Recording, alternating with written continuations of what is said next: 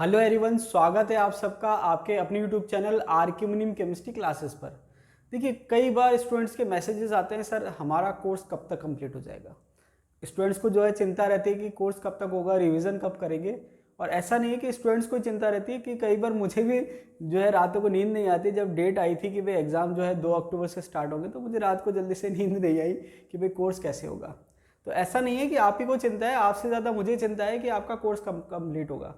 तो यहाँ पर आप मान के चलिए कि जो 3-4 टॉपिक हैं, जो ऐसे थ्योरेटिकल टॉपिक है जहाँ पर बहुत ज़्यादा कुछ समझाने का नहीं है, तो वो जो है मैं आपको नहीं पढ़ाऊंगा, वो आपको अपने आप पढ़ने हैं। 4 टॉपिक जो है मैंने यहाँ लिख रखे हैं: बायोमोलिक्यूल्स, पॉलीमर्स, ड्रग्स और एनवायरमेंटल केमिस्ट्री। ये 4 टॉपिक जो है मैं आपको नहीं पढ़ाऊंगा। जो मेरा टाइम है सिलेबस का, उसके बाद टाइम मिलेगा तो मैं ज़रूर पढ़ा सकता हूँ। ये वाला तो मैं बिल्कुल नहीं पढ़ाऊंगा, ठीक है। टाइम मिलेगा तो मैं बायोमोलिक्यूल्स पढ़ा दूंगा आपको या पॉलीमर्स पढ़ा दूंगा, वो बाद की बात है। लेकिन एक बार आप मान के चलिए कि ये 4 टॉपिक है, मैं आपको नहीं पढ़ाऊंगा। इसके अलावा स्टूडेंट्स की वो रहती है कि मंशा की भाई सर कब तक कोर्स कंप्लीट हो जाएगा, बहुत लेट हो रहे हैं या हमको टाइम नहीं मिलेगा रिवीजन का। तो मैं आपको एक डेट बता देता हूँ।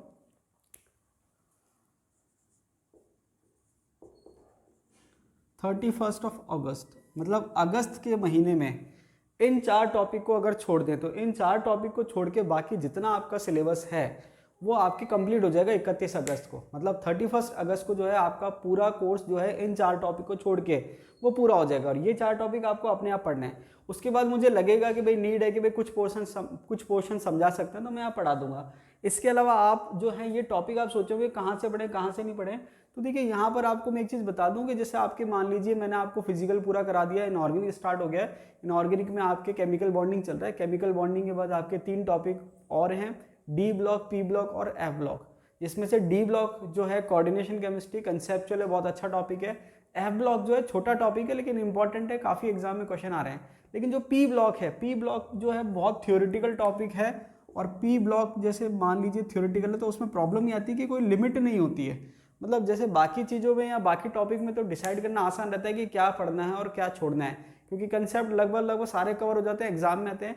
लेकिन जैसे पी ब्लॉक है तो वहाँ पर क्या है कि थ्योरेटिकल बहुत सारी चीज़ें हैं। वहाँ पर एक बाउंड्री लाइन बनाना बहुत मुश्किल है कि क्या कवर करें क्या नहीं करें क्या, क्योंकि अगर सारी चीज़ें करेंगे तो बहुत ज़्यादा मैटर हो जाता है। और अगर चीज़ें छोड़े तो फिर वो हो सकता है कि क्वेश्चन बाहर से आ जाए।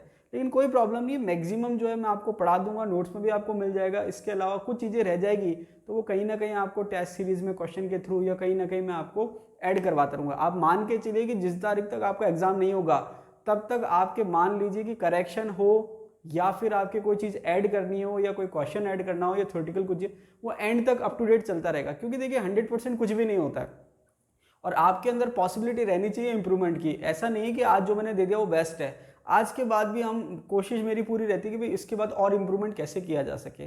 तो आपकी जो मंशा थी या आपकी जो संशय था दिमाग में कि सर कोर्स कब तक होगा, तो 31 अगस्त को आपका पूरा कोर्स हो जाएगा। उसके बाद आप मान के चलिए सितंबर पूरा है आपके पास रिवीजन के लिए। ये 4 टॉपिक आप अपने लेवल पे पहले ही कवर कर लीजिए।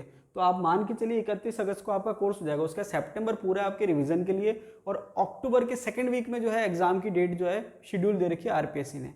इसके अलावा एक चीज़ मैं आपको और बता दूं कि देखिए बिना एग्ज़ाम दिए या बिना टेस्ट दिए आपको ये जज करना बहुत मुश्किल है कि आपका रिवीजन जो है वो सही मायने में हुआ है या नहीं हुआ है। जैसे मान लीजिए गिनती के तौर पे तो मैंने मान लीजिए एक टॉपिक का 4 बार रिवीजन कर लिया, लेकिन जब मैं उसका टेस्ट दे रहा हूँ तो मैं उसमें परफॉर्म नहीं कर पा रहा, तो वो 4 बार का रिवीजन का कोई मतलब नहीं है। अगर मैंने किसी टॉपिक को एक ही बार रिवाइज करा है लेकिन मैं टेस्ट में अच्छा परफॉर्म कर रहा हूँ, अच्छे मार्क्स ला रहा हूँ, तो वो मेरे लिए बहुत बढ़िया है। दूसरी बात ये है कि मैंने आपसे कहा था कि रिवीजन आप वैसे नहीं कर सकते जब तक आपके पास कोई डेडलाइन ना हो। अब जैसे मान लीजिए टेस्ट सीरीज चल रही है, तो टेस्ट सीरीज में जो मैंने शेड्यूल बनाया है वो इस हिसाब से बनाया है कि आपका रिवीजन बेस्ट से बेस्ट हो सके। जैसे मान लीजिए कि मैं चाहता तो पहले सारे माइनर टेस्ट रख देता, उसके बाद सेमी मेजर रखता और उसके बाद मेजर रखता। उससे होता क्या है कि एक टॉपिक जो आपने आज पढ़ा है उसके बाद आप सीधे 2 महीने बाद पढ़ोगे तो वो आपका रिवाइज नहीं होता। इसलिए मैंने क्या करे, पहले 5 माइनर टेस्ट रखे, उसके बाद सेमी मेजर रखा है। जिससे क्या होगा कि पहले आपने अब जैसे मान लीजिए माइनर टेस्ट हो रहा है तो आपके एक एक टॉपिक का टेस्ट हो रहा है। जैसे मान लीजिए पहले थर्मो का टेस्ट हुआ, तो जैसे आपने थर्मो का टेस्ट दिया तो थर्मो का टेस्ट दिया मतलब आपका थर्मो रिवाइज हो गया। उसके बाद सेकंड टेस्ट मान लीजिए आपने एटॉमिक स्ट्रक्चर क्वांटम का दिया 4 दिन के गैप के बाद, मतलब 4 दिन में आपने क्या करे, एटॉमिक स्ट्रक्चर क्वांटम रिवाइज कर लिए। उसके बाद आपने काइनेटिक्स का टेस्ट दिया तो 4 दिन में आपने काइनेटिक्स रिवाइज कर लिया। तो कहने का मतलब ये है कि टेस्ट के बहाने से आपका रिवीजन हो रहा है। अगर आप टेस्ट नहीं दे रहे हैं तो फिर आपके लिए डेडलाइन क्या है रिवीजन की? कैसे आप मानेंगे कि आपका रिवीजन हुआ या नहीं हुआ? केवल रीडिंग लगाने से आपके चैप्टर की वो रिवीजन आपने उसको गिनती में ले लिया, उसका कोई मतलब नहीं है। आप टेस्ट में कितना परफॉर्म कर रहे हैं। दूसरी बात यह है कि टेस्ट में अगर आप परफॉर्म नहीं कर पा रहे हैं तो आपकी सारी जो पढ़ाई है वो उसका कोई आउटपुट नहीं निकलेगा। क्यों? क्योंकि एग्जाम में कोई ये नहीं देखेगा कि आपने कितनी तैयारी करी, कितनी तैयारी नहीं करी है, वो रिजल्ट देखते हैं। तो वहाँ पर ये है कि आप जो रिवीजन, जो आपके एक दिमाग में साइकोलॉजी रहती है कोर्स कब होगा, रिवीजन कब होगा, तो मैंने आपको स्टार्टिंग में स्ट्रैटेजी वाला वीडियो बताया था, उसमें मैंने कहा था कि रिवीजन कभी भी एंड में नहीं होता है। रिवीजन आपको साथ के साथ करना होता है। क्यों? क्योंकि अगर आप साथ के साथ रिवीजन नहीं करेंगे तो वो आपके दिमाग में स्टेबल नहीं होता, और अगर कोई चीज़ स्टेबल नहीं है तो एग्जाम में आप कंफ्यूज होंगे तो फिर या तो आप छोड़ के आएंगे या आप गलत करके आएंगे। इसलिए रिवीजन जो है आपको साथ के साथ करना होता है।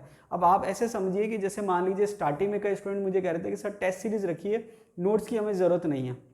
तो मैं आपको एक चीज़ बता दूं, हर चीज़ का समय होता है।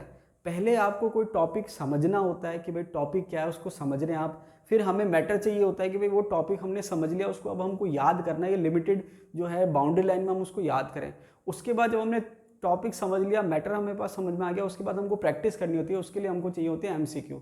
और उसके बाद ये सारी चीज़ें हो जाती हैं, उसके बाद दो चीज़ चाहिए होती है, एक रिवीजन और एक एनालिसिस या इवैल्यूएशन आप कह सकते हो। उसके लिए हम टेस्ट देते हैं। तो अगर मैं ये सोचूं कि भाई मुझे टॉपिक पढ़ना तो नहीं है या मुझे ढंग से समझना तो नहीं है, मैं सीधे टेस्ट देके अपना एनालिसिस कर लूँ, तो उस एनालिसिस का कोई यूज़ नहीं है। एनालिसिस तब होता है जब हम कोई चीज़ सीखते हैं। तो जब तक अगर हम कोई चीज़ सीख नहीं रहे तब तक हमें एनालिसिस करना बहुत मुश्किल है। तो आप ये देखिए कि सिस्टमेटिक चल रहा है बिल्कुल। आपके जो सबसे हार्ड पार्ट होता है फिजिकल, जिसमें सबसे ज़्यादा आपको टाइम कंज्यूम होता है न्यूमेरिकल की प्रैक्टिस करने, वो हमने बहुत आसानी से या आराम से कर लिया है। और सारे फिजिकल जो हमारी कंप्लीट हो गई है, प्रैक्टिस भी मैंने काफ़ी आपको करवा दी है, शीट्स आपको मिल चुके हैं, नोट्स आपको मिल चुके हैं। उसके बाद आप टेस्ट दे रहे हैं। तो देखिए आपने देखा होगा कि जब टेस्ट में न्यूमेरिकल आ रहे हैं तो वहाँ पर आप आसानी से उनको कर पा रहे हैं। कई स्टूडेंट्स के 100 आउट ऑफ 100 मार्क्स आ रहे हैं। तो कहने का मतलब ये कि अगर आरपीसी के लेवल का पेपर आता है तो बहुत अच्छा आप परफॉर्म करोगे, नो डाउट। लेकिन आपको हर चीज़ के लिए प्रिपेयर रहना है। ऐसा नहीं है कि भाई अगर आरपीसी ने लेवल वही रखा जो हमेशा रखती है ये तो आप प्रिपेयर है। अगर आरपीएससी थोड़ा लेवल टफ भी करती है तो आपको मेंटली स्टेबल होना पड़ेगा, मेंटली स्ट्रांग होना पड़ेगा कि अगर स्ट्रांग पेपर आता है या टफ पेपर आता है तो उसको कैसे हैंडल करना है, कैसे टैकल करना है, या मेंटल जो आपकी अप्रोच है वो आपको कैसी होनी चाहिए अगर पेपर टफ आता है तो वो सारी चीज़ें जो मैं आपको एंड तक तैयार करवा दूंगा। अब मेन जो दिमाग में आपको रखना है वो ये रखना है कि आपको बहुत ज़्यादा नहीं सोचना है कि हमारा कितना कोर्स हुआ है, कितना कोर्स नहीं हुआ है। आपको केवल एक चीज़ दिमाग में रखनी है कि मुझे टेस्ट में परफॉर्म करना है। अगर ये चीज़ आप दिमाग में रखेंगे तो आपका टॉपिक सिलेबस अपने आप हो जाएगा। आप केवल दो चीज़ ध्यान रखिए कि जब मैं आपको कोई वीडियो पढ़ाता हूँ या मैं कोई आपको लेक्चर पढ़ाता हूँ तो वो आपको हाथों हाथ या सेम डे या एक दिन छोड़ के आपको देखना ही देखना है, तो वो रेगुलर आपके टॉपिक हो जाएगा। उसके बाद जब मैं आपको शीट सॉल्व करने की कहता हूँ कि भाई शीट की प्रॉब्लम पूछनी है तो आपको वो सॉल्व करनी है। अब होता क्या है कि कई बार शीट सॉल्व करने के लिए मैं टाइम देता हूँ, आप सॉल्व नहीं करते हैं। फिर जब मैं वीडियो बना देता हूँ सॉल्यूशन का, उसके बाद बच्चों के मैसेज आते हैं सर ये क्वेश्चन कैसे सॉल्व होगा।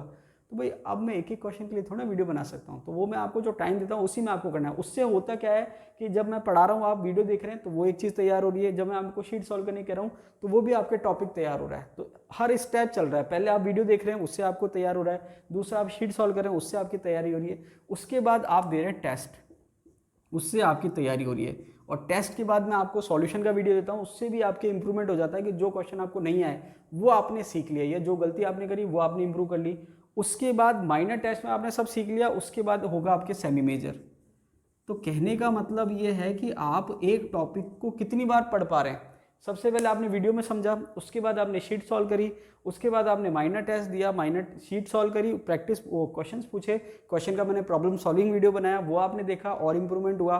फिर आपने टेस्ट दिया, फिर मैंने टेस्ट को सॉल्व करवाया और इंप्रूवमेंट हुआ। फिर आपने सेमी मेजर दिया और लास्ट में जाके मेजर होगा। तो कहने का मतलब ये है कि जब आप इस प्रोसेस से गुजरेंगे तो आप चाहो नहीं चाहो आपका रिविजन ऑटोमेटिक हो रहा है। अब आपके क्या है कि जो मेन चीज़ें हैं वो साथ के साथ चल रही है। अब आप मान के चलिए कि जो टेस्ट शेड्यूल दे रखा है तो उससे पहले तो आपके नो डाउट मेरे पास भी कोई ऑप्शन नहीं कि भाई वो टॉपिक तो आपको करवाना ही करवाना है, मैटर भी आपको अवेलेबल करवाना ही करवाना है। तो वहाँ पर हम वैसे ही बाउंड हो चुके हैं, आप भी और मैं भी, कि भाई जो हमने टेस्ट सीरीज का शेड्यूल दे रखा है उसके अकॉर्डिंग, या उस अब जैसे मान लीजिए कोई टेस्ट है किसी डेट को, तो ऐसा थोड़ी ना होगा कि वो टेस्ट जो है पहले हो जाए और मैं आपको वो टॉपिक बाद में पढ़ाऊँ, वो मुझे आपको पहले ही पढ़ाना है। तो कहने का मतलब है टेस्ट सीरीज जो है, टेस्ट का जो शेड्यूल है उससे हमने बाउंड कर लिया एक दूसरे को। मैंने ऐसे बाउंड कर लिया है कि मुझे उससे पहले वो टॉपिक पढ़ाना ही पढ़ाना है, शीट्स देनी ही देनी है, नोट्स देने ही देने हैं, प्रॉब्लम सॉल्विंग वीडियो बनाना ही बनाना है। और आप भी ऐसे बाउंड हो गए कि भाई टेस्ट देना है तो आपको पढ़ना ही पढ़ना है। तो आप जो है बहुत ज़्यादा सिलेबस की चिंता ना करें। आपकी जो चिंता होनी चाहिए वो एक चिंता होनी चाहिए कि जो टेस्ट है उसमें हमारी पोजीशन कैसे आए। मान के चलिए कि अगर आप टॉप 10 में नहीं रह रहे हैं तो आपके चांस जो हैं बहुत अच्छे नहीं हैं। अगर आप चाहते हैं कि भाई आप बने रहें तो आपके जो टेस्ट हो रहे हैं उसमें आपको टॉप 10 में पोजीशन लानी है।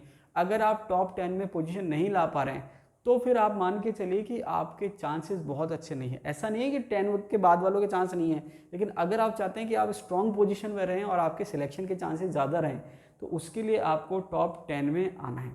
तो मेन बात ये थी कि आपके जो सिलेबस है उसके लिए आपको बहुत ज़्यादा परेशान होने की ज़रूरत नहीं है। अगस्त के महीने में मैं आपका कोर्स करा दूंगा ये 4 टॉपिक छोड़ के। उसके बाद मुझे टाइम मिलेगा तो मैं ये 4 टॉपिक में से 3 टॉपिक आपको और देख के बता दूंगा। ये तो मैं आपको चांस है कि भाई मैं आपको करवाऊंगा। बाकी ये पॉलीमर, एनवायरनमेंट और ड्रग ये तो आपको अपने लेवल पर पढ़ना ही है।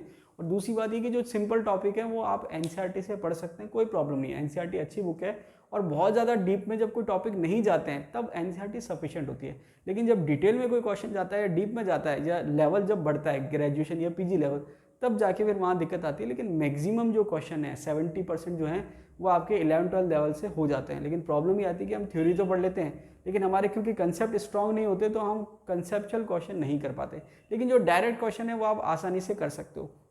तो आज के लिए इतना ही, मिलते हैं अगले वीडियो में, तब तक के लिए धन्यवाद।